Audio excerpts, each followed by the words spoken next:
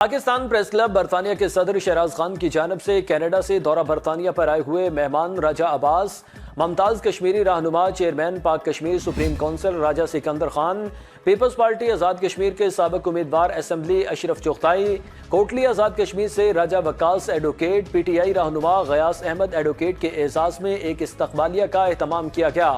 جس میں house of Lords کے تاحیات رکن لارڈ قربان حسین نے خصوصی طور پر شرکت کی۔ مزید تفصیلات لندن سے صغیر بھٹی کی اس رپورٹ میں۔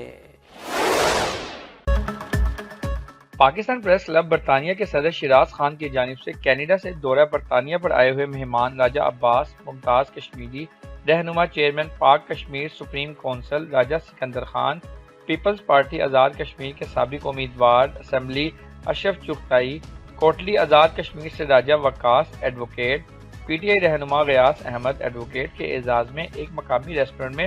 دعوت استقبالیہ کا اہتمام کیا، جس میں ہاؤس آف لارڈز کے تاحیات رکن لارڈ قربان حسین نے خصوصی طور پر شرکت کی، جبکہ حاجی چودھری قربان راجہ اعجاز سمیت صحافیوں میں راجہ فیاض سلطان، کامران عابد بخاری، عتیق الرحمان چودھری، احتشام الحق قریشی نے بھی شرکت کی۔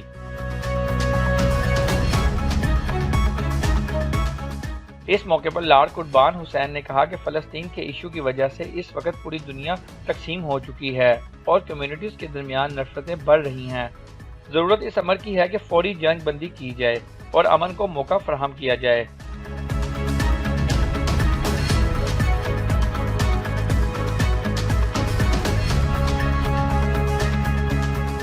صدر پاکستان پریس کلب برطانیہ شہراز خان نے کہا کہ حق و سچ کی آواز بلند کی جاتی رہے گی۔ راجہ وقاص، غیاث احمد اور راجہ فیض سلطان نے بھی فلسطینیوں پر اسرائیلی بمباری کی مذمت کی ہے۔ راجہ عباس، راجہ سکندر، اشرف چغتائی اور دیگر نے فلسطین میں جاری اسرائیلی مظالم پر عالمی طاقتوں کی خاموشی اور دوہرے معیار کو افسوسناک قرار دیا ہے